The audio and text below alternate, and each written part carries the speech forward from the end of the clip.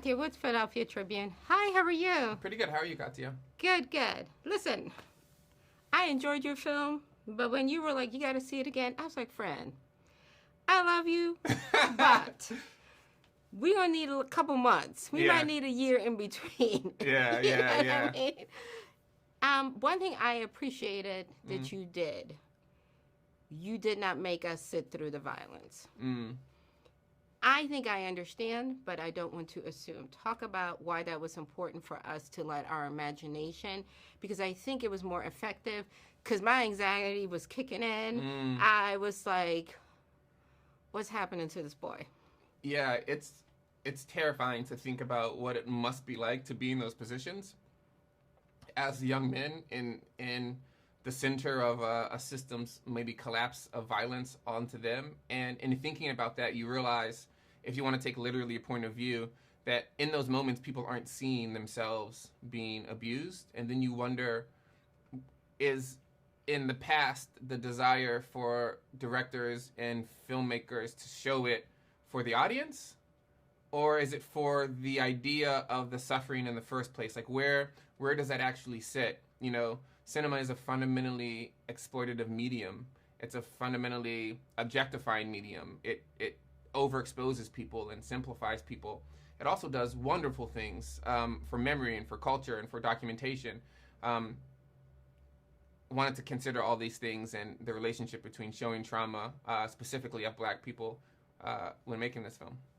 Let's also talk about how do you approach this, especially as a Black man? How do you how do you allow yourself to go to these places where these young men had to go but at the same time be like, I got to preserve a little bit. Like, how do you make yourself come complete again? Because this is heavy, and in order for you to commit yourself to it, you also said you were a camera operator.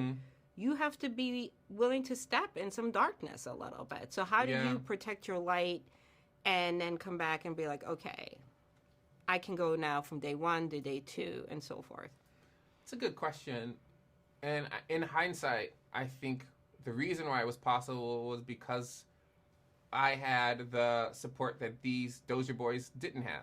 You know, in the institution, they're all by themselves, and then they're with other boys who are underdeveloped and relatively abandoned, or at least sort of stolen and held hostage by the system. But in making this film, we had an intimacy coordinator, we had a counselor, we had a therapist on, and everyone knew what we were getting ourselves into. We're fortunate enough that the film is built in a fractured sense and not cohesive, so that there are tons of breaks between some of the harder days. But I think having the support of a crew and a team and everyone leaning on each other was the buoy that allowed me to sort of stay afloat when, the waves and the storm is pretty dark at times. I feel like a movie like this is an entryway. I think like you're saying, I'm giving you the entryway. Now it's not on you to educate yourself what happened at these facilities. And as we're still uncovering the truth, you know that right now we're in a juncture where we're not really good about telling the truth about what happened. But obviously, Black people, we are tapped in. But you're not making a movie just for Black people. It's to reach other people. What do you want people that aren't Black to understand about this? To not just be like, you see something, walk out the movie theater, and then be like, oh, it's there on the screen. What is it that you want them? And I don't think it's the fact that, they need to have an act of contrition, but what is it that you want them to understand? I think it's less about an understanding that I can articulate, and it's more about a feeling that I hope that you had while watching it, in which you're not encountering trauma in the way in which you implied that you kind of fundamentally resist, but you're having an experience of a time period and a perspective which, one, is fresh, but it also gives you the same body response that you do when you're out in the weather and you're swimming underwater, or you jam on your brakes before you hit a car, or any of these things that really bring your body into the present. How do you have that in the context of someone else's life? And if the story is a story like this one, then I think that gives you some true sense of what the Dozier School boys in Florida encountered. And that, I think that's something ineffable, and I'm interested in the ineffable. Absolutely. Thank you so much. Appreciate you. Yeah, no, thanks. Philadelphia Tribune. Hello, gentlemen. Hello. So happy to see you in this joyous thing. State, this movie, I think especially as a mom, hits a little bit different for me because there is like an angst and a protectiveness as Black women that we want, especially when it comes to children. And I feel like both of you are like the yin and the yang. I feel like you are still hope, and your character is like, you've accepted that although we deserve better, that life isn't meant for us to have better. So talk about that duality. Which one wants to start? How do you, which one are you? Do you have days that you're like, today I'm hope, other days you're like, nah, I ain't got it today? Oh yeah, I mean that's kind of life. There are a lot of things that just get thrown at you over the course of living that make you feel one way or another. I think so long, the best you can do is kind of control what you can control and try and move forward with love, and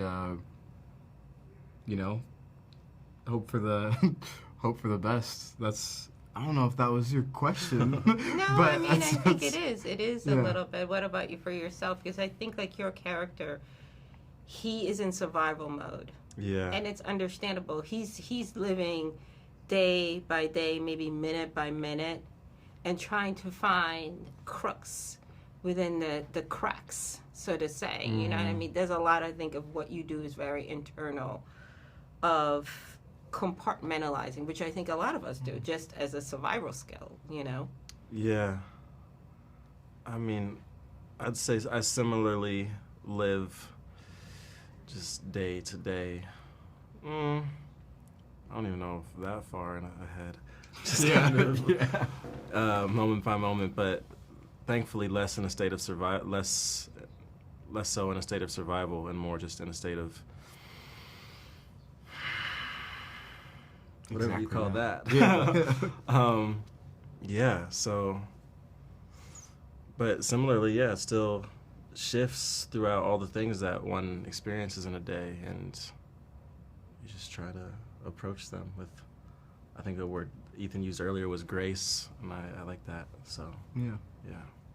How are you finding your grace and your peace? Because this is heavy work, you know what I mean?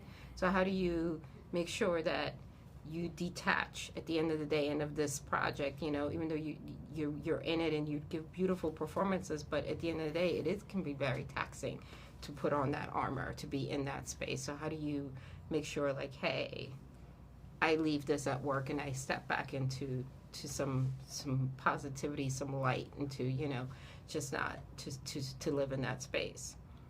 We're able to lean on each other. We had each other for that. We had Waffle House for that. We had Waffle House Mondays, which is like on Monday after shooting, it didn't really matter what the content was. Like, at the very least, Brandon and I were probably going to Waffle House. And it spread throughout the set. We were able to get other cast members. We were able to get producers, RaMell, Jomo, our cinematographer. We got He had never go. Jomo? Yeah, Jomo went. Did he? Jomo went once. One time. I know he said something about he didn't like eggs. I forget what he said. he went once. But like that, we were able to just talk to each other and spend time with each other, and it wasn't just Brandon and I, it was other members of the cast. It was RaMell, it was Fred and Hamish, and Aunjanue we didn't get to spend much time with, but Daquan, Luke, Jaquan. He could never get Jaquan's name right. I think we were filming and he called him Jaquavion at some point. On that note, I'm gonna wrap it up because that is very Black, but with love. Appreciate you, gentlemen. Thank you. Thank you so much. What do you mean? I said his name right. Love the orange. We need a little brightness. We do. All the time. Yes. All the time. Listen, you are everything. This is heavy, friend. This is heavy. Talk a little bit how you mentally prepare yourself to step into this. Because especially in the scene where she was trying to find out, the grandmother, is he good? She needed to lay eyes on him. But, you know, as black women, we adopt other children, and we may not sometimes get to our own. How did you prepare for that scene? Because a lot of it is on your face, how you are holding your skirt, rubbing over your skirt, the nervousness, hands on your hips. What did you challenge? It's funny. I'm not aware of that. I was like, oh, that's what I was doing. I'm not aware of it. I don't know. I mean, I was just saying that I think I carry something with me. I think that a lot of black women carry that with them, just that grief that we have for children that are not our own, you know. So I have that in vast amounts. So that's something that I tap into whether I want to or not. I'm not gonna go into that, but yeah, and wanting to love a child, and seeing this boy Turner being the proxy, you know, unfortunately for Elwood, wanting that touch when I couldn't touch my own child, you know. So yeah. I think also the other part that really stuck with me, you know, as a granddaughter of a woman that was a domestic, when she's cleaning up the glass. You're not saying anything, but just how everybody's just eating. They don't see her. They don't see her as a person. Yeah. They don't. It's like it's like, oh, whatever. And then later on we go to the bathtub and we see that, you know. Talk about that, because I think that's a problem. A lot of times we have tunnel vision. We don't see the people that, as I like to say, keep the lights on. Yeah. We do a lot of our work in this beautiful darkness. You know, people use dark in a pejorative way. I don't see darkness as a pejorative at all. The womb is dark. It is the source of creation. So I think that that Hattie is just one of millions of women who lives in the world in the way that she lives in the world, with a great deal of pride, and, you know, uses her invisibility, if I can prosper that, or does not mind her invisibility, if she can in fact still protect her child. Do you know what I mean? Like, yes, this ma'am. world is not my world, right? I'm invisible here, but this ain't my world, so it does not matter. I mean, so many black women who did domestic work. My aunt was one of them. You know, her world was somewhere else, right?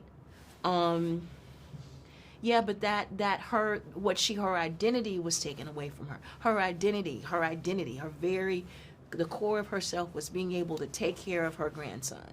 And that was stripped away from her. Yeah, but still carried herself with this tremendous pride in the middle of that, because she loved him. You know. Amen to that. Thank you so much for that. Appreciate you, sis. Thank you. Absolutely.